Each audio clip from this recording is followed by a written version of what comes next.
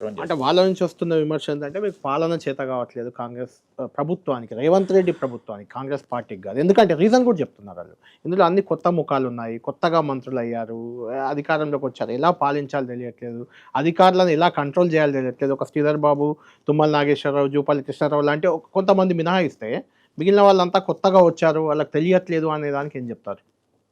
ఇది తప్పండి.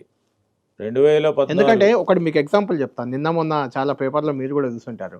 ఒక ప్రిన్సిపల్ సెక్రటరీ ఒక మంత్రిని అది కాదండి అలా చేయలేము, అది కుదరదు, మీకు తెలియదు, అది నేను చెప్పింది వినండి అని నేరుగా అన్నట్టు ఒక కొత్త మంత్రిని 2014లో ప్రభుత్వం వారు ఏర్పాటు చేసినప్పుడు ఎవరండి అనుభవజ్ఞులు దాంట్లో? కేసీఆర్ గారు అనుభవజ్ఞుడు ఒక్క కదా. కేసీఆర్ కేసీఆర్ గారు అనుభవజ్ఞులు అంటే అనుభవజ్ఞుడు, హరీష్ రావు ప్రజాస్వామిక అనుభవజ్ఞుడు. అప్పటికే హరీష్ రావు గారు కూడా మీ క్యాబినెట్ లో కాంగ్రెస్ మా ప్రభుత్వం క్యాబినెట్ లోనే ఉండే. అవును.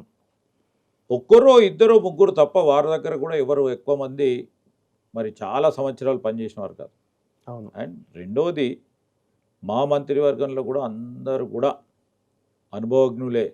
అంటే దాని రాజకీయ ఇంపాక్ట్ ఏమైనా ఉందా? ప్రస్థానంలో వారు అనుభవజ్ఞులే. ఈరోజు గవర్నెన్స్ లెవెల్స్ వచ్చే వరకు పాలసీ విధానం ఏ విధంగా చేయాలనేది అందరు తెలిసిన వారే.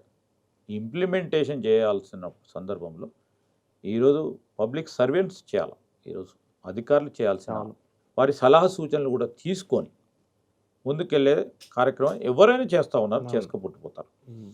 సో వీళ్ళకి అధికారం తెలియదు, నడిపేయలేరని కాదు, క్రిటిసిజం చేయాలని చేస్తూ ఉన్నారు ప్రతిపక్షాలు. కానీ ఈరోజు డెఫినెట్లీ వారికంటే మెరుగ్గా ఈరోజు మా ప్రభుత్వానికి సంబంధించిన ముఖ్యమంత్రి గారితో పాటు మా సహచర మంత్రివర్గాల సోదరులు కానీ సోదరులు కానీ స్పష్టంగా క్లియర్గా ఎక్కడ ఎవరికి ఇబ్బంది రాకుండా ముందుకు తీసుకెళ్తా ఉన్నారు.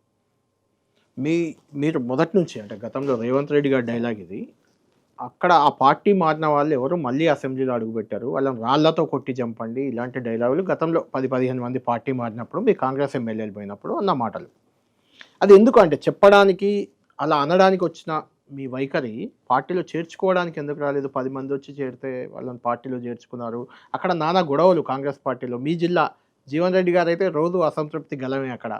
ఇప్పుడు వారు పార్టీలో జాయిన్ అయినారా లేదా అనే అంశం స్పీకర్ గారి ముందర నడుస్తూ ఉంది. వాళ్ళు ఆ కండువా కప్పుకొని కాంగ్రెస్ అంటున్నారు, ఇటు వచ్చి బీఆర్ఎస్ అంటున్నారు.